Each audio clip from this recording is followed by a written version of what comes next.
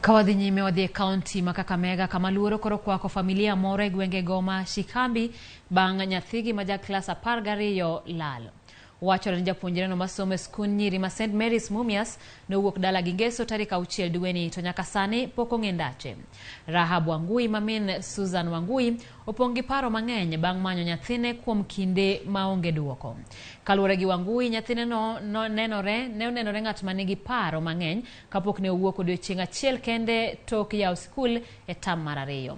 Kwayo Susan koro kwayo kony mar ng'ata manyabedo neno nyathino. Lakini akawa ni mtu mwenye akona secret sana. Hakunielezea, ananiambia tu mama niko sawa. Ukimwachia kazi kwa nyumba hawezi fanya, unapata hajafanya.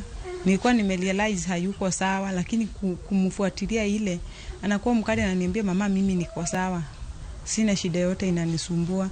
Sasa nilikuwa najiuliza ni performance ama msichana mwenyewe alidanganywa ako na mimba. Naomba tu mwenye anaweza kuwa na mtoto wangu amwachilie aje aende shuleni, ako form 4 na ana perform vyema kabisa. Sina amani, naomba mwenye ako naye amwachilie, kwa sababu vitu zinatendeka Kenya saa hii kama hiyo ya Shakahora.